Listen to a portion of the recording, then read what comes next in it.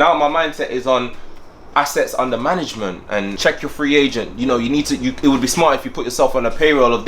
That's the convos I'm having. Like, I don't need to prove I've got a bit of Dior. Like, I've got that, man. Bad Baby.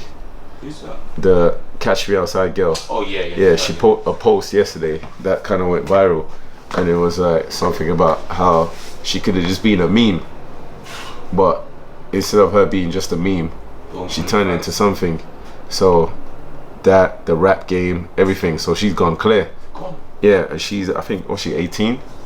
Yeah, so I was just like, right, that's crazy. Like, yeah, you literally was gonna just be a meme, but she leveraged it and yeah, made it into different things. She was been rapping, her streams on Spotify are high, got tunes with Gucci, tunes with Yachty, you get me? So she's in that generation. Yeah. But if some people don't understand that if you go viral online, yeah, and it could take you 20,000 videos to go viral. The moment you go viral, you better run with that. Look at Soulja Boy's comeback. She make it clap, all of that, bro.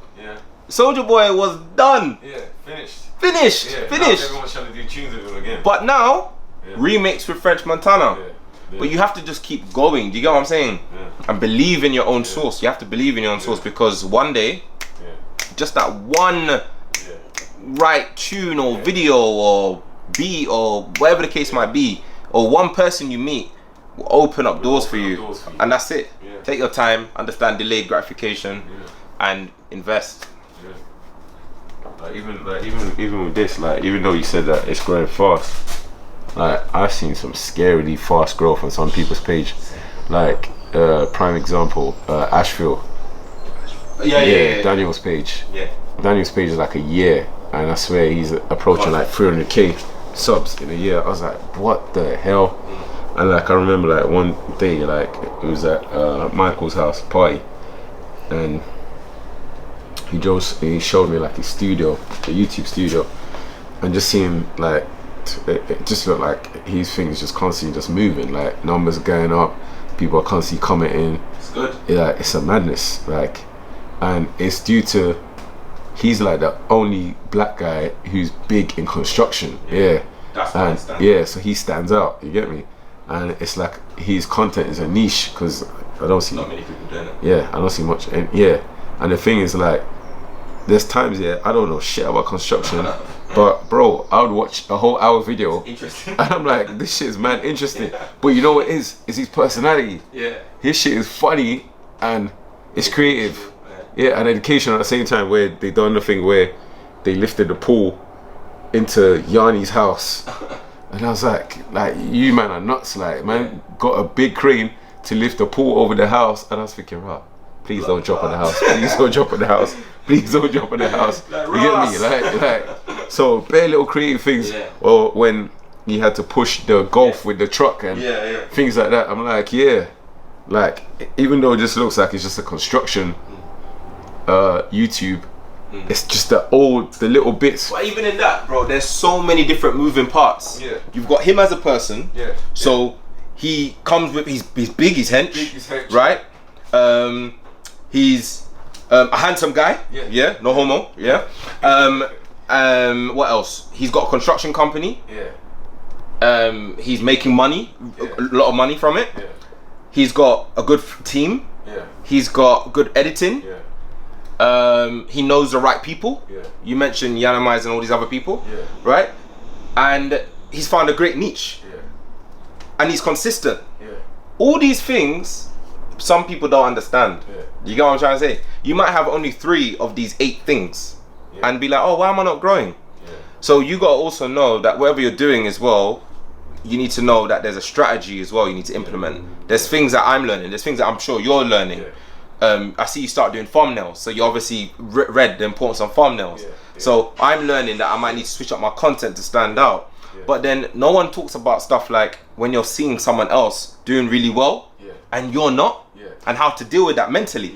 So I can see people get 10,000 subs in literally a week just from on their Instagram saying, oh, follow me, I've just started a channel.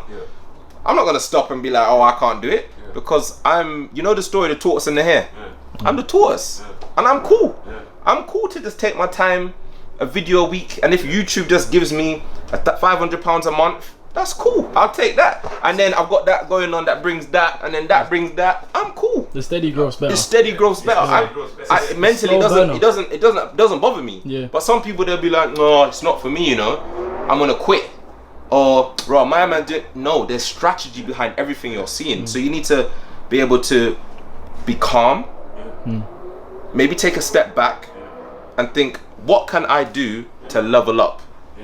What can I do to improve? Do you get what I'm trying to say? You see what he said, what can I do to level up? So when I first started this now, like the other day, someone messaged me on Twitter and she was like, yeah, she's doing videos and blah blah blah, she's seeing the growth of mine. What made her start growing? I said, right, I clocked onto something real early. I was like, one, I clocked what would be my niche, and I was like, I've got friends who are doing podcasts, free shots, etc. I was like, I can't go down that lane. It's not for me. You know what I mean? Like, it's definitely not for me. I just see like they get like haters just for no reason, and it's just them just having fun. But people take jokes too personal. So I was like, you know what? It's not for me. And I said, no offense here. I'm not a person that in real life you're gonna come and oh yeah, you said so and so and da da da da da. And you think you can step to me. The other side of me will come out, innit? We're not gonna, you know what I mean? You're not gonna try and boy me. It's never gonna happen. So I clocked my niche from early. So once I started seeing the niche working, I was like, right, I'm not gonna grow like one of them channels where if I put a video on now, it's gonna do 100k. So I only have to do one video a week. I clocked that I'm not gonna hit them kind of views. I clocked from the start. I said, right, I'm gonna probably float for like the first year between 5k to 10k. Then something would. So I said, alright, what I need to do is just double down on it, then triple down on it. So I said, instead of us wasting content and throwing it away, because we was throwing away so much content, where we was filming like for like a couple hours and just doing 15-20 minute videos. So he's throwing away content. I was like, right, instead of throwing away all this good content, chop it up and split. And that idea kind of came from, I was watching 90s Baby Show, and that's Fred Santana and Temi Alchemy and them boys. Okay. So they split theirs. Smart. Yeah. Then they do like little short videos out of it, where they might do like a 8-minute video out of. Yeah, you know what I mean. Then I saw Kevin Samuels doing similar, but he goes even harder. He does 3 a day. But everyone's got a formula that works for them.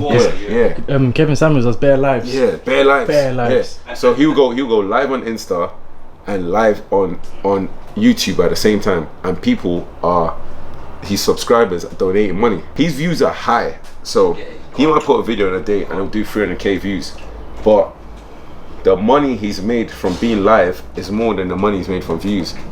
And you know, the money he's made from views is crazy.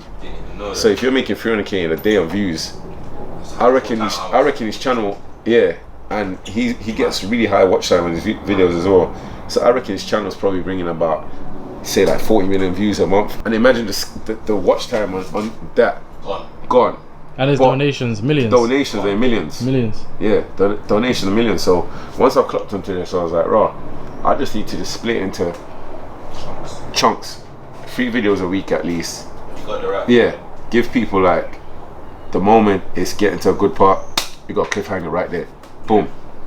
And literally, I clocked on the algorithm, when you stay off it too long, your views start to, you know what I mean, and they don't push your videos. But once you've got that steady consistency, so like I start popping up on random people's pages that I don't know. I start popping up on random people's pages who ain't seen me for years, and we've lost contact. So they found me via YouTube, and contact has re-established. So it's a thing that I clocked, that my journey on this is not going to be, oh, he's gonna hit 1 million in 1 year. Could be. Who knows? It might be one video. I figured from the start, I was like, right, it's a 4 or 5 year plan. That's the thing. Yeah, but I was like, that's me. I was like, once you get to that 4 or 5 year plan, Sweet. 4 or 5 year plan, you've got true supporters. Yes. Loyal, yeah. So once you've got loyal supporters buying into Lakey, buying into the app. Rest is history. coming into events. I said, raw, having that as well. Yeah, I said having that alone would get me past where I could ever imagine before. Minimum. 300 packs minimum. Easily. Facts. Easily. So that and beyond. So I said, with that now, I could go between here and America and back home and start leveraging that into the real things I want to do that need. So now we've said that a year minimum, it will be quadruple that due to, you get what I'm saying? But also I clocked something about social media as well. It gets back to this about why some pages might, like you said, someone might say, I just got on YouTube and boom, 10,000 subs. So give you an example. If let's say like now I had on the driveway a Eurus, Cullinan, and I instantly said, I got a YouTube channel. It like a perfect example of That's someone. what I find really mad sometimes. People say you're flashy, you're arrogant, you think you're nice, but you buy into success. So I always find that a bit confusing with humans. 1 minute, if someone posts that stuff, he thinks he's nice, he's flashy, he's showing off. But you lot like those pictures get the most likes. But then if you post humble, it's like there's no love. I'll tell you, it's like a page that does well on YouTube. God Nap. Yeah. Always new clothes. Always new clothes. Shopping. Drip. And that's his lane. You get what I'm saying? That's his lane. I remember when I was a kid, he used to play London Towers in Crystal Palace. So I hadn't seen him in years. Then all of a sudden I just see this page on YouTube. I was like, rah, I remember this little kid. So now he's doing really well, but that's his lane. And this funny thing is, we have all of that, but sometimes we're just not in the mood. Like all of the Rolex jewelry, I know you got all of that. I know you got all of that. Please. But you started that before. But what I'm trying to say is, like, I'm at a stage now where, I mean, I like it still, but it's not a priority. I don't need to have it on me to prove, like, I don't feel like I need to always have it on anymore. It's perception, though. Goes back to what you said earlier about perception. Yeah, I've done it, and I still got it. But you know, there's an LV bag there. But I just not bothered. Like, do you know what I mean? I don't need to be like, oh guys, check me out. I'm wearing a Rollie and a Burberry tee. Like, I've got that. I've nothing to prove. Now my mindset is on assets under management and how is that doing? My accountant is hitting me up, telling me, oh, you can pay yourself a dividend. Check your free agent. You know, you need to. It would be smart if you put yourself on a payroll of this. That's the convos I'm having. Like, I don't need to prove I've got a bit of Dior. I've got that, man. Even me now with dress sense, I think it's changed where I'm mostly always, if you see my pictures, it's mostly always lakey. Come like, wear your own shit, and everything else is no labels. Have you clocked that? It's me now. I wear hoodies, no labels, t-shirts, no labels. Everything is always like. Sometimes I'm not gonna lie. I'm not gonna contradict myself. Sometimes when I'm going out, I can't lie. I will make an effort because I'm like, you know what? You know what I mean? We've been in lockdown for a while. I wanna. You get me? I wanna take it out. But more time, can't be bothered, man. Just can't be bothered. Do you know what I mean? Like, now I'm working. I'm in grind mode. You know, I'm thinking about what I can accomplish today.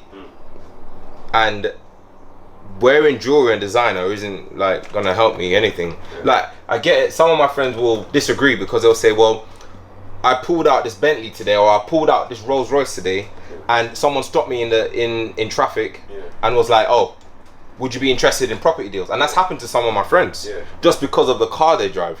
But the other day I went to a car wash, and because of the car, one guy was like, would you invest in a car wash with me? So I was just thinking, I took his number, I was polite, I was respectful. His name's Eric, shout out to Eric in Walthamstow. And as I said, I'm not above him and I don't care about all of that. Romanian guy, nice guy, proper nice guy. But I know he only said that because of the car I pulled up in. Do you get what I'm trying to say? So, yes and no, what you wear, well, it's status, isn't it? People think, oh, you can afford that and you wear that or you drive that. That means even if you bought it cash or finance, that's 7 bills a month. I ain't got that. Or that's 30k. I ain't got that. And it's like already raw, like 3 bills on a tee, 10 grand on a watch, raw. Like, do you know what I mean? and then they'll start thinking, well, if you got that, you can invest in me, or you can. So there's a counter argument of like dressing laid back versus being flashy. There is a counter argument, but I just have to be in the mood, man. Sometimes I'm not in the mood. I'm getting old, man. I used to be on the t-shirts like you said before, but I think what slowed me down was Dubai. I went to Dubai and Miami back to back, and some girl dropped a cigarette on my Neil Barrett tea, and that after that I was just like, rah, I spent $3 on a tea, where it was, so they got burnt. I was like, mad. So that now I'm in Zara all the time, bro. Same. It's bad. Like people say that, rah, you got so much clothes, and I'll be like, no, I don't. Then I'll look at it and I'll be like, I actually do. But I run through teas. I might buy a £15 tea and wear it like twice, and I'm like, yeah, time to give it away. You know what I mean? Has to be like a birthday or Christmas, or there's a big event coming up, and I wanna. It's a birthday that I'll do showtime. Yeah.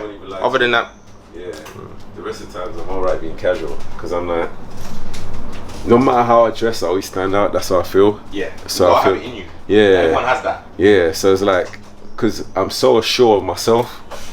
There you go. Yeah. That I'm just like, I'm the drip. Yeah. You know what I mean? So because I've always got that in my head.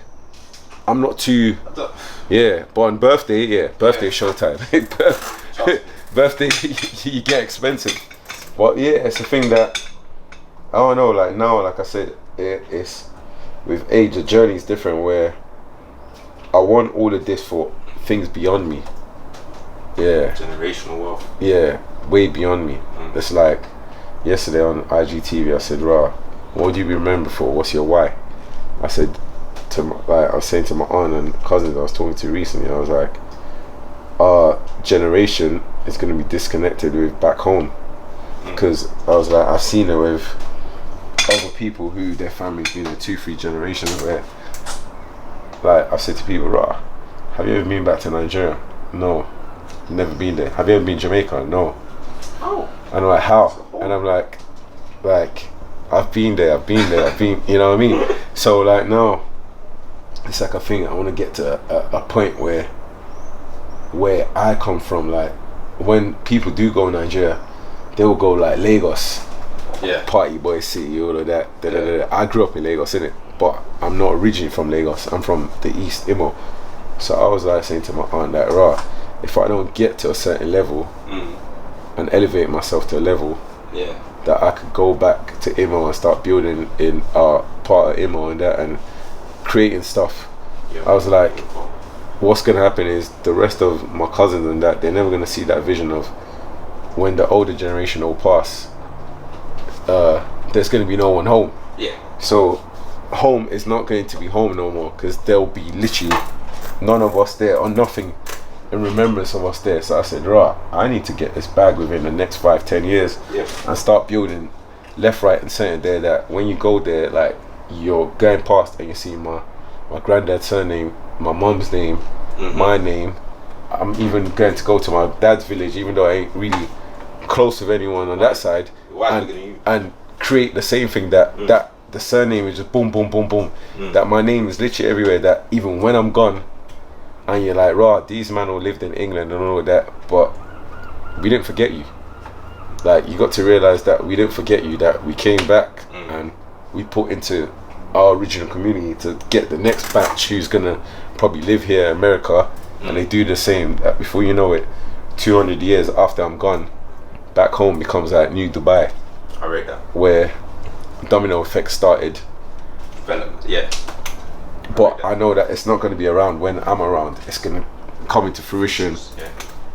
You get what I'm saying? That it gets to a point where, you know, like normally everyone's trying to run out of home to come here. Home will be so balanced, no one wants to leave home. Everyone wants to run back home. You get me? So that's the long-term thought process. You get me? Because even I was saying to someone recently, I was like, "Raw, my ego was a bit." So yeah, I might literally start going Igbo classes, just so that when I'm in the village, I'm not out of touch. I'm able to keep up. You know what I mean? At a decent level. Yeah. So when I'm in the village, if I'm there for like 2 weeks, a month, I become really Yeah, that I don't have to be speaking. We call it Inglibo, where you're speaking English mostly and throwing in a few Igbo words in there. I like that one. Yeah, I want to be like a fully villager. You know what I mean? Yeah. So it's like a thing that way when I have kids, I could teach them language. Yeah. And not be like, right, we're Igbo by name and that's it. Totally disconnected with English first names, and you get what I'm saying? Yeah. So I don't want to wash away my culture. I read that. Yeah. I read that. But yeah, it's been good having Dom. Trust me, you're gonna get a lot of more gems on this one. Good, man. Check out his channel again. Like, literally, don't sleep on his channel. His channel's got literally every single thing you want. You can find it on there. Like, you've been doing what, like, man. How long now? I've been doing consistent videos, like one a week or one every 2 weeks. Yeah. Sometimes. Yeah. Since 2019. Yeah. Yeah. Like July 2019. Yeah. So you got a lot to watch, boy. Just go all the way from the beginning and work your way up, man. Boom. Stay tuned. Boom. I hope you like the 3-part of videos with Dom. Probably gonna bring Dom again on the channel because there was so much he had to talk about, but he had a meeting, so he had to leave. And yeah, see you on the next one.